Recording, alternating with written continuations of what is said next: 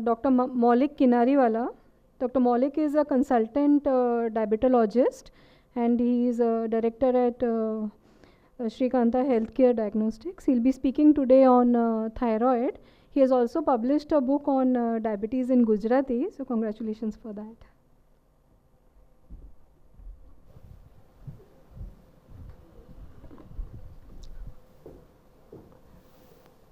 Good afternoon, everyone.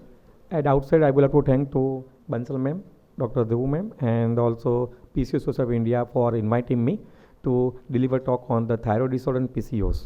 See, as far as the PCOS and thyroid disorder, we know the PCOS is the most common endocrine and metabolic disease, which is going to affect almost 3 to 15% of women worldwide.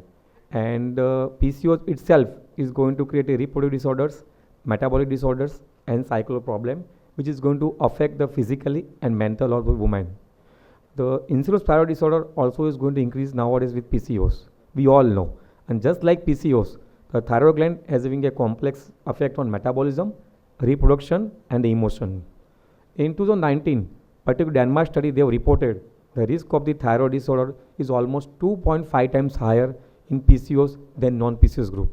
So it's very difficult for me to cover the all aspect of thyroid disorder with PCOS in 15 minutes, but I will become more practical. Basically, I will touch upon the more practical aspect, which is we are going to face is day in day out of our clinical practice. See, if you are going to ask me the particular thyroid disorder of PCOS, there are 4 common disorders we are going to see in day in day out of our practice. Most common is the first one is a subclinical hypothyroidism. Second one is a autoimmune thyroiditis when patient having a TPO antibody positivity. Also we can call as a Hashimoto thyroiditis. Third one, patient having a thyroid nodules. And fourth ones, few of the patients, they are also having a hyperthyroidism. We are going to also call as a Graves' disease. So if you are going to the overall thoroughly pathogenic pathway of PCOS and the particular subclinical hypothyroidism, there will be some overlapping. And what is going to basically we see here, there will be a insulin resistance as well as the obesity. They are very necessary for full blown of pathogens of PCOS. What is going to happen in the subclinical hypothyroidism with PCOS? Usually there is a lot of hormonal imbalance and a metabolic alteration. If you are going to see the whole literatures and pathogenic pathway, what they observe, ultimately PCOS with the subclinical hypothyroidism patients usually having a higher HOMA index is going to be high. There will be a fasting C-peptide also going to be high. Few of the patients they having a fasting hyperglycemia. It also they observe there being a lot of disturbance in the lipid metabolism. They are having a higher LDL, higher triglyceride, and higher cholesterol level. Also they observe they having a higher prolactin level. And also the subclinical hypothyroidism with PCOS patient, they've also noticed they having a low HDL, they having also they decrease the luteinizing hormone, as well as the basically few of them patient having a decreased testosterone and decreased sex hormone binding globulin. What is going to happen because of this hormonal imbalance and the metabolic disturbances? Ultimately, there will be a dysregulation in the lipid metabolism, and because of that one, so many patients they are having going to insulin resistance. Similar way, there will be also the dysregulation in the glucose metabolism, and patient is going to having a lot of issues in terms of the future risk of the prediabetes, diabetes, as well as the dyslipidemia. Also, they have noticed, particularly subclinical hypothyroidism patients with the PCOS, they having also impact on the reproductive system in form of the ovular dysfunction, menstrual irregularity, and risk of the infertility. Might be all gynec doctor observations you are going to face this issue when we are going to treat the hypothyroid with the PCOS patient. Also, they are having an impact on the maternal health as well as the basically the fetal health during the time of the pregnancy. Usually, set type of patients they are having a high risk of the gestational diabetes, gestational hypertension, preeclampsia, as well as the early C-section call. And also, they are having an impact on the fetal health in terms of the risk of the preterm delivery, stillbirth, also patient having a risk of the even the spontaneous abortion also. So over and above, there is a little bit interlinking between the hypothyroidism and PCOS. So it's our duty. We have to basically treat. We have to identify on time, and we have to treat in a proper way. Just with this background, I am going to quickly touch upon the. We have to understand a little bit about the hypothyroidism, and also we have to understand about the hyperthyroidism. Now, what is hypothyroidism? Hypothyroidism, when there is a thyroid gland, is not going to produce the enough hormone, and it is going to leads to a slow metabolism. Usually patients go on to having a lot of common symptoms like fatigability, weight gain, they are having a cold intolerance, dry skin, and hair fall. Few of the patients, they are going to having a depression also, the memory problem, and difficulty concentration. And lot many patients, they are having also problem with the reproductive system. Now, who is going to having a risk? Most commonly, basically, when family history of the thyroid disorder is going to be there, and particularly during the pregnancy as well as postpartum phase, the patient having a risk of the hypothyroidism. Now, what is basically the hyperthyroidism? Here the condition when thyroid is going to having a overproduction of the thyroid hormone, and it's going to lead to the fast metabolism. They are also having an impact on the muscular system as well as the cardiac system, and also patient is going to having a unexplained weight loss, heat intolerance, wet skin, hair fall, and there will be might be patient having a palpitation, perspiration, and sometimes patient also having a irregular heartbeat. Lot of patients we have observed they having a irritability also. Some of the patients they having either goiter and exophthalmos. Now the muscular system is going to more affect in the hyperthyroidism in form of the tremoring, muscle wasting, and severe weakness. Now again, who is going to be risk of the hyperthyroidism? Like the when patient having a family history of thyroid disorders, and particularly when the woman, those who are having a habit of the smoking and type 1 diabetes, they are also having a risk of the hyperthyroidism. Little bit I will say about the PCOS. Now who is going to be a risk? I am not going to discuss about the detail about the PCOS pattern because these August students, they are all in the basic things. But when there is a family history of the PCOS or diabetes, when there is a phenomenon of the insulin resistance and obesity, and particularly young women of reproductive age, they are also having a risk of the PCOS. This is about some pathophysiology of the PCOS. We all know there are the dietary lifestyle modification, gut debiosis, genetic predisposition, as well as environmental toxin put together create a lot of the hormonal imbalance. There will be hyperthyroidism as well as the insulin resistance.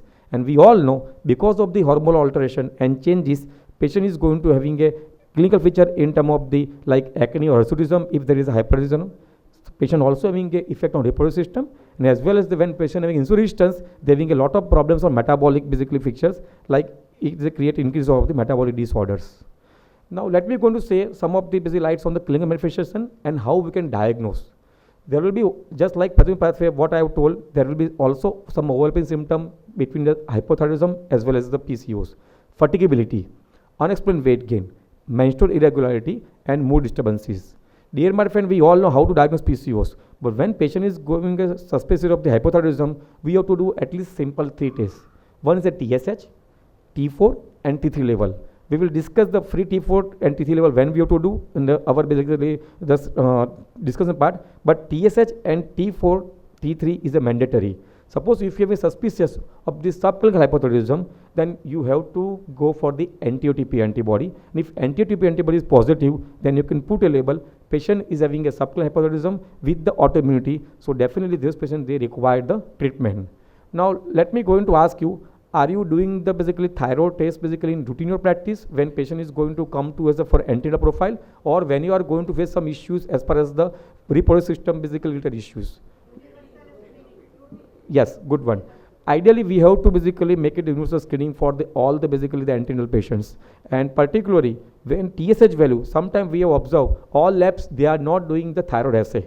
Okay, sometimes they are going to collect the samples, they will transfer to some other labs, basically co-labs, and there will be a lot of the basically the alteration is going to happen in the thyroid hormone level.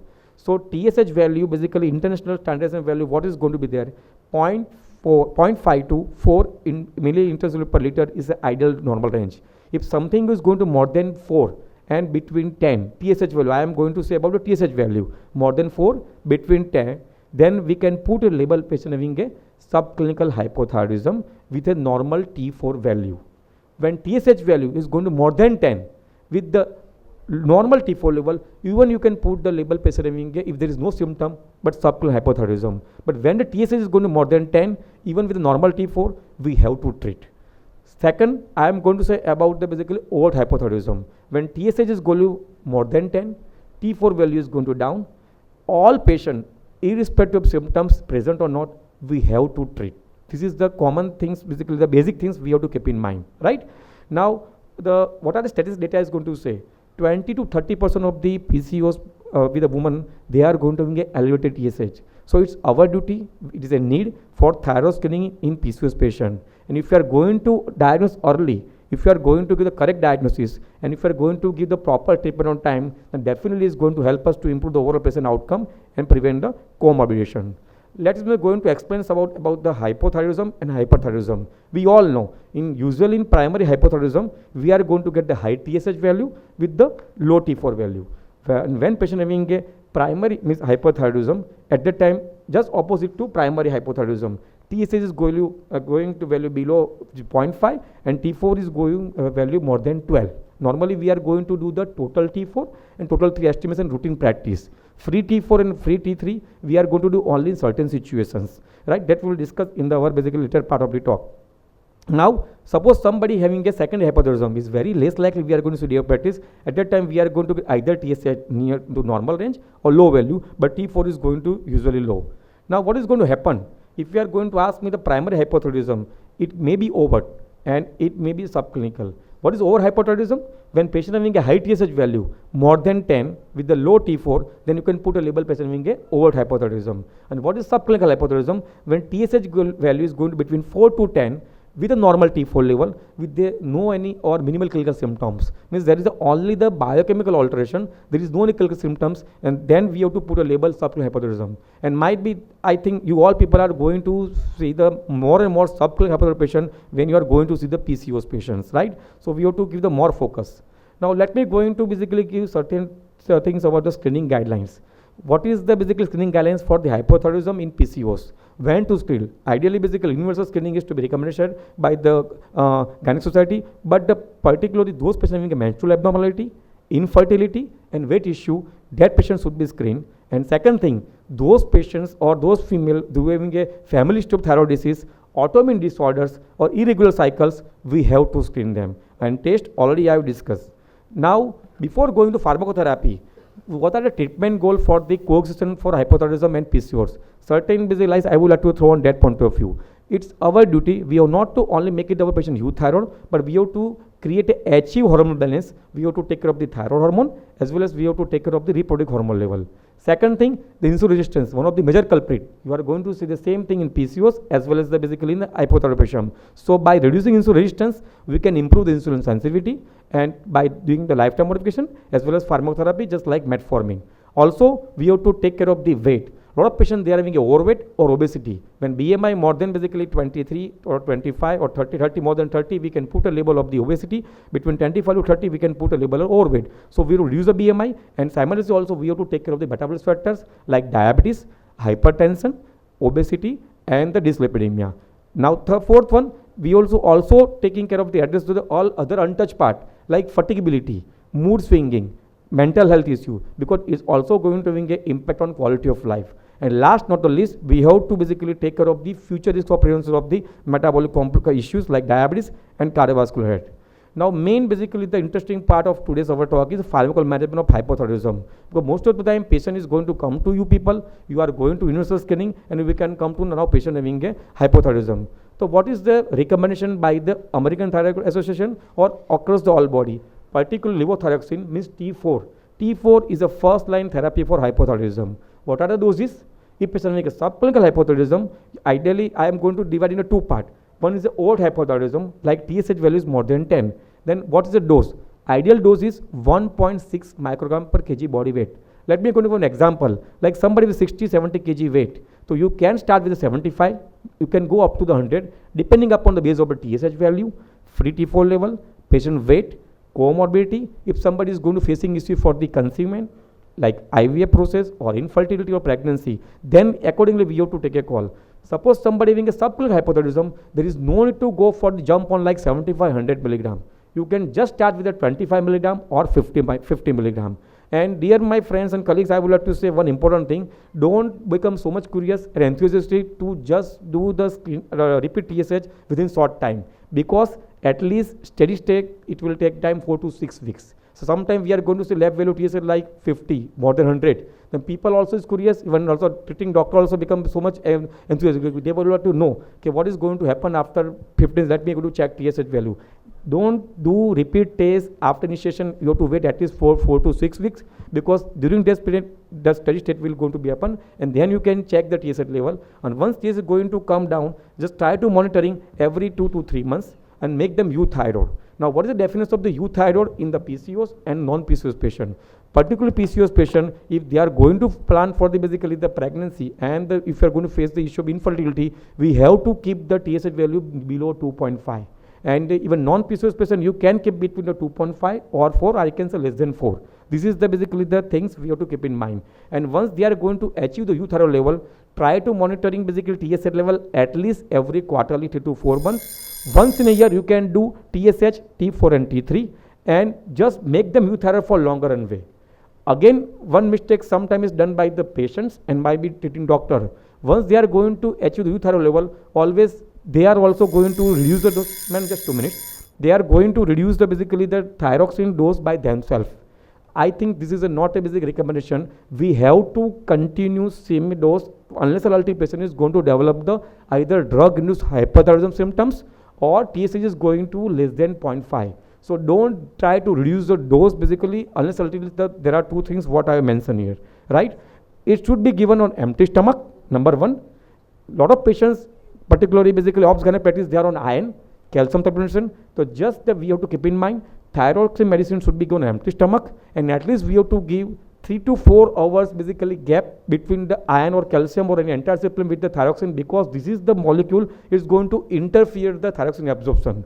And suppose somebody is having a difficult to take on empty stomach, even you can give that at bedtime also. But only thing, the between the food or any medicine, we have to again give 3 to 4 hours basically gap. So this is the things we have to keep in mind. There are a lot of the basically things for pre-pregnancy, pregnancy, and postpartum. What we do that we will discuss in the basic discussion part. Now the PCOS specific pharmaceutical treatment, you know, OC pills, metformin, androgen hormones. I am not going to touch upon that.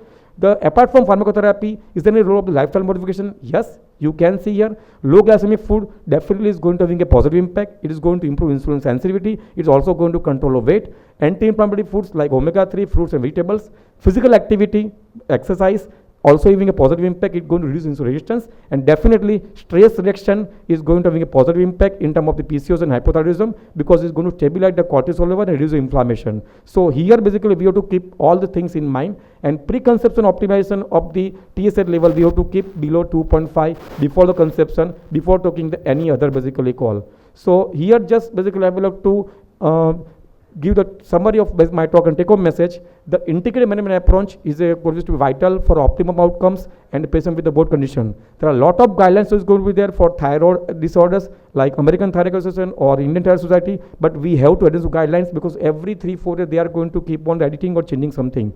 Apart from medicine, diet, exercise, stress having a definite role, and we have to monitor, we have to regular assess TSH, metabolic markers, and we have to give the treatment accordingly. And last not the least, we have to inform the patients, we have to empower patient for self-management adherence, because lot many times, sometimes patient is going to take in lightly thyroid disorders, they are not going to bother for that, but we have to explain them, it is not going to affect only thyroid glands and the gynec system, it is going to affect the overall nutrition body. So in that last sentence I can say thyroid having a pivotal role to pathogenesis, the development and progression of PCOS. So it's our duty, we have to identify them, we have to screen out. Once after screening, after diagnosis, we have to treat in a proper way and to prevent the further deterioration of the PCOS.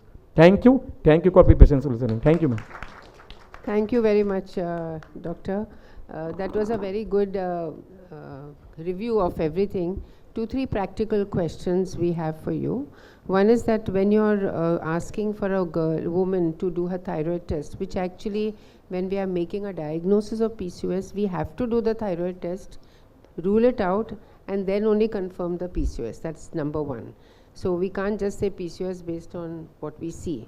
So TSH is 100% done at the time of diagnosis. Now when the woman wants to get pregnant or when she wants to go through IVF, we repeat the TSH. We make sure that the level is less than 2.5. Right. In pregnancy, every trimester, we repeat the TSH. Make sure that the level is less than 2.5. Reason is that during pregnancy, during IVF, we are bringing up the hormones quite high, and that will cause a problem with the values. So these are facts which we are always following. Now the question comes about thyroid antibodies.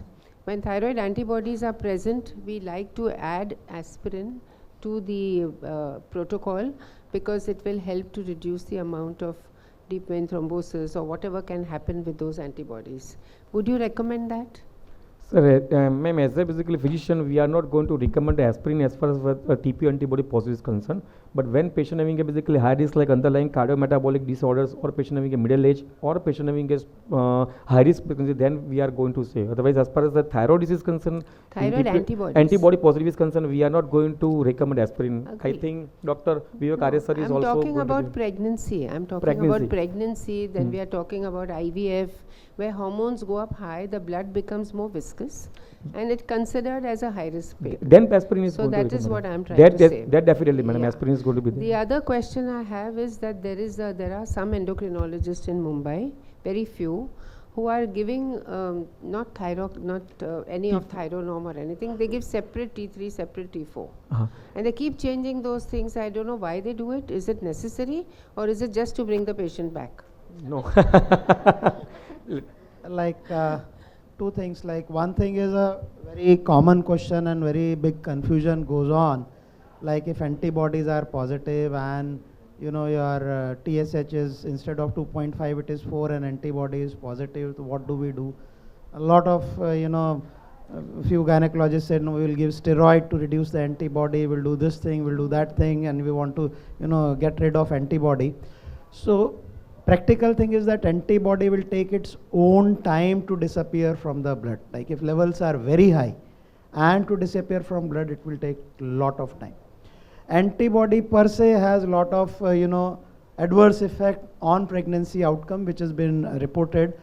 So we do not have any way to reduce antibody. We just have to wait and watch and do the rest of the thing. Only thing which is very important is when antibodies are positive, to have a good control of TSH and give supplement accordingly, and to keep the TSH below 2.5 would be the advice. Absolutely. Aspirin normally we don't use unless there is other other requirement as risk of PVD or Yes. like the deep vein thrombosis are high. In those conditions you may use aspirin, but as such for thyroid cases, antibody Thyroid with pregnancy. we do not recommend aspirin to be used as such. The other very important thing, the use of T3, T4, which again most of the books and most of the papers recommend that T3 indications are very, very few, like except some of the cognitive dysfunction or some of the cases where T3s are actually recommended. T3 is not recommended at all in the treatment of hypothyroidism. So it is basically to manage with the T4, and T4 there is an internal conversion from T4 to T3 in body. So you don't require to give T3 separately except very few and very limited indication. Dr. Vivek, I have one question to you. So I've had some patients for IVF who had these antibodies present. So now we know that we have to wait. How long do we wait for the antibodies, or do you give any treatment? There'll be like slightly, the outcome may not be that great. Like if you have the IVF, 60% result you are getting, here you may get 40% result.